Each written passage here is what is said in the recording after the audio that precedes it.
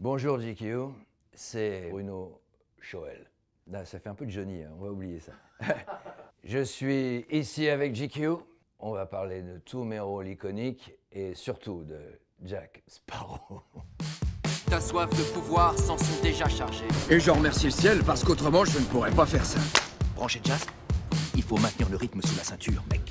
Figé.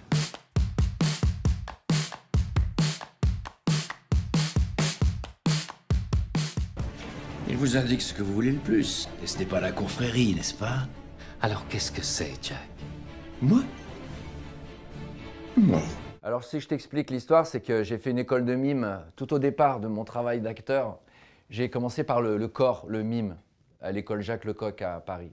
Et je suis arrivé dans le doublage. Mais cette école de mime, finalement, m'a complètement construit tout le reste de ma vie. Je passe par le corps pour trouver les postures, pour trouver... Et donc la voix suit comment on est physiquement.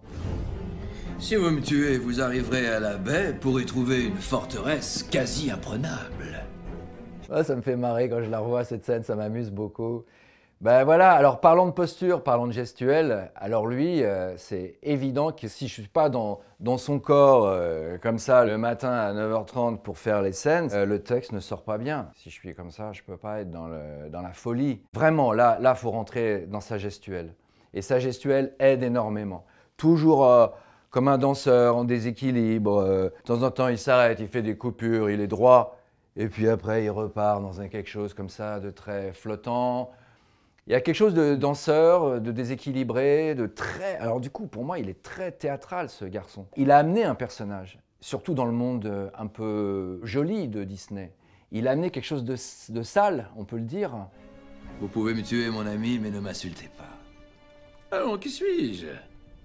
Il fait beaucoup de ruptures dans le jeu, des cassures. Il peut être très comme ça, très haut, et de temps en temps faire le pirate. Mes amis, hein, il peut être très haut. Il joue au pirate. Il a fallu chercher ce personnage, ça, il a fallu le construire. Alors, dans le mouvement, ça c'est sûr, il avait un côté comme ça, un peu autour de la bouche aussi, un truc un peu nerveux, et il avait des dents en métal. Donc, de temps en temps, il y avait un suintement qui arrivait, un truc suintant, un truc pas propre. Ouais, il faut rajouter un truc comme ça, faut le savoir qu'il a des dents en métal. Je me souviens, j'étais avec Patrick Flersheim à deux au micro. Patrick Flersheim, qui est malheureusement parti maintenant. mais il était à côté de moi et il faisait vraiment le pirate. C'est-à-dire qu'il faisait « Mes amis, que ce jour jamais... » C'était un truc très pirate, très « Voilà, oui, là, là, là. » Un truc vraiment avec les dents noires, là, un truc qui faisait peur. Et je disais « Mais vocalement, il va très loin, quoi. Ça va pas passer, quoi. C'est pas possible. » Et quand on regardait l'image, avec cette voix complètement bizarre, ça collait parfaitement. Je dois l'avouer, Jack, je pensais te connaître. Mais il s'avère que tu es un homme très imprévisible. Moi, je suis malhonnête. Et on sait qu'un homme malhonnête le restera quoi qu'il arrive.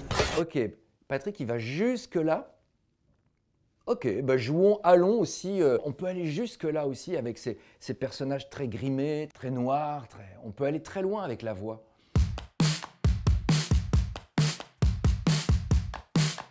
Laisse-la, Anakin. Anakin, laisse-la. Quand je suis rentré dans l'histoire, effectivement, il y avait déjà eu 3 Star Wars, il y avait déjà beaucoup de fans. Au début même, je me souviens, dans les couloirs, on me disait « Ah, peut-être que tu auras la chance, on va te donner un tout petit rôle sur un garde pour apparaître dans cette saga. » Et en fait, Damien Viteka, que vous avez reçu il y a pas longtemps, lui, il doublait Ewan McGregor, le comédien, avant moi. Et ils ont repassé des essais. Sa voix s'était aggravée, il était plus teenager, et j'ai réussi les essais. Si elle est contre toi, c'est parce que tu l'as voulu. J'étais encore dans ce registre-là. Je suis toujours, j'ai une voix assez haute, assez légère. Ta colère et ta soif de pouvoir s'en sont déjà chargées. Mais voilà, c'est Star Wars, il y a un côté, c'est un maître Jedi. Déjà, quand je suis arrivé dans la salle de doublage, on m'a dit « Tu sais ce que c'est qu'un Jedi ?» Non, et il a fallu apprendre le vocabulaire. En fait, moi, je m'inspire de ce qu'il faisait. C'est quelqu'un de très droit. Déjà, il enseigne. Il est chargé d'une force incroyable, une aura. Donc, tout était posé. Il ne faisait pas d'élision, c'est-à-dire, il ne faisait pas « je te dis », il disait « je te dis ». Tout était très articulé, très posé. Tu es prêt à faire ton devoir pour Rome? Oui, père. J'ai eu beaucoup de mal à doubler Commode. Beaucoup de mal. Il a un côté fébrile, un peu maladif, tremblant, mal à l'aise, mal dans sa peau. La scène du parricide, quand il tue son père, j'étais avec Marc Cassot, qui est un comédien magnifique, qui faisait César. J'avais du mal à être rempli de cette espèce de rage, quoi. Fallait vraiment la vivre.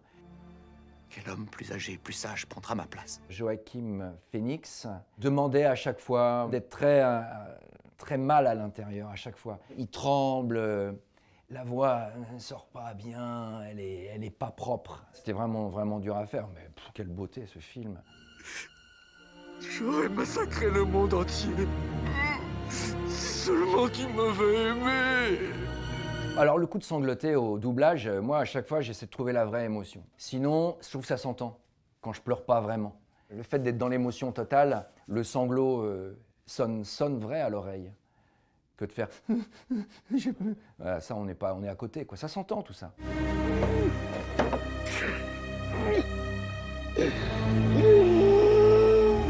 D'ailleurs je me souviens cette scène, je l'ai faite, mais j'ai tellement pleuré, que le texte était incompréhensible, il sortait pas de ma bouche. L'ingénieur du son a tapé sur la console, il a dit « Je comprends rien à ce que tu racontes ». Il y avait eu un petit clash avec lui, j'étais pas content qu'on me parle comme ça. Et c'est normal, il entendait rien. Le sanglot mangeait les mots, on comprenait plus le texte. Donc jouer, c'est avoir cette base d'émotion vraie, mais en même temps pour que le texte il sorte, il faut que le comédien soit un petit peu au-dessus de tout ça, pour maîtriser un peu ce qu'il va donner, ce qu'il va lâcher, pour aller jusqu'au bout de la scène. Sinon, s'il pleure, bah, il s'effondre et il n'y a plus personne, quoi. J'étais plus jeune comédien à cette époque-là et voilà, je suis parti un peu, j'ai lâché les chevaux, quoi.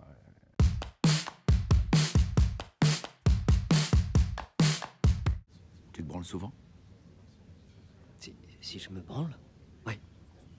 Oui, je me branle. Il faut dire qu'avec un texte comme ça, tu t'amuses. En ce qui me concerne, j'éjacule au moins 2 fois par jour. Waouh. Il est aussi dans les graves, hein.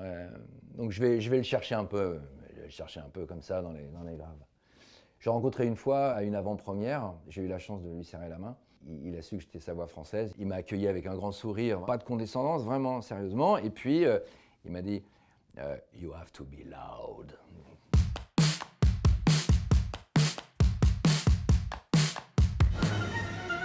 Jamais vous n'aurez été rasé d'aussi près, je vous l'assure.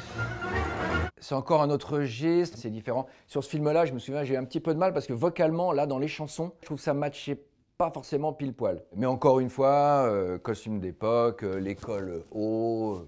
Donc tout ça, ça joue quand on... si je parle comme ça et si je parle comme ça, déjà à l'oreille, il y a des choses qui changent dans le corps. Vous êtes malade. Ce sont les années qui m'auront transformé. Côté noir, côté sulfureux, le meurtrier.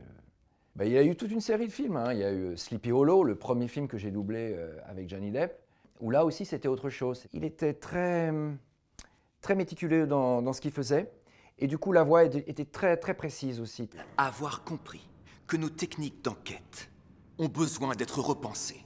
En fait, c'est une question pas de voix, de rythme. Le rythme était très cassé.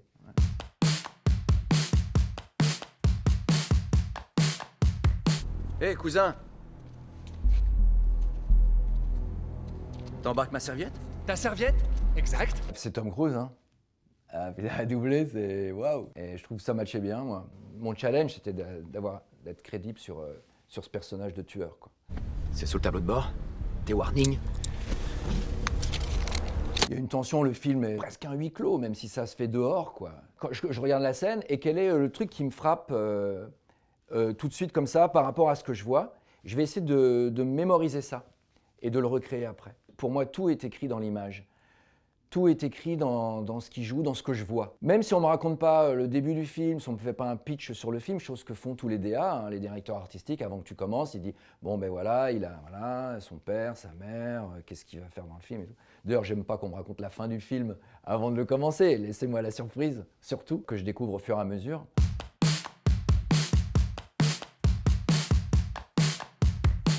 On dirait que la voie est libre. Ouais, tant mieux. Il y a beaucoup d'imaginaire à développer vu qu'on n'a pas d'image. Là, ce que je vois, on ne l'a pas quand on enregistre. Ils sont encore en train de dessiner, les gars. C'est très long à faire, donc on n'a pas de matériel pour travailler.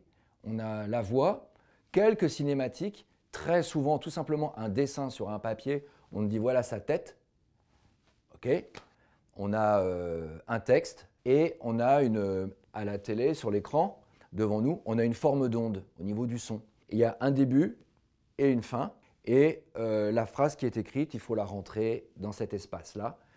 On ne peut pas s'inspirer d'images. Alors forcément, là aussi, on a un directeur artistique là, qui nous explique bien, oui mais là, il est dans une jeep, là, il est accroché à une falaise, là, il est au bord du précipice.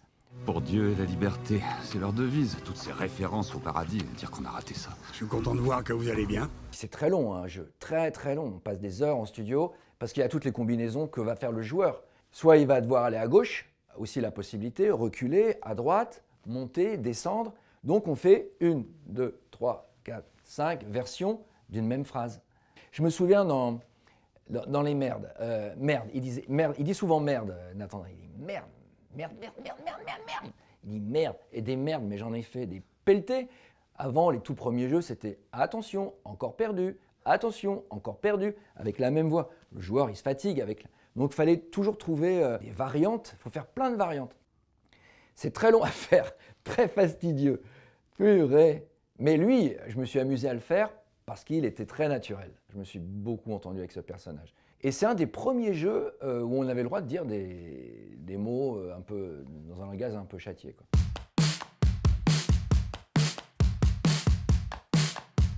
Cette idée-là démange les gens. Et vous n'avez plus qu'à leur donner votre produit. Comme une sorte de baume calmant.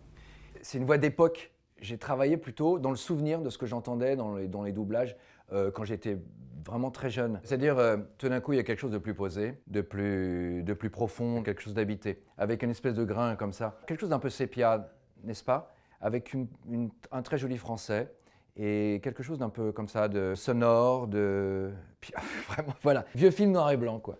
Et je me suis complètement inspiré de ça et ça colle dessus, mais enfin, moi je trouve, hein, encore une fois. Voilà, GQ, c'est fini. C'était Bruno Choël et on vient de parler de mes rôles iconiques.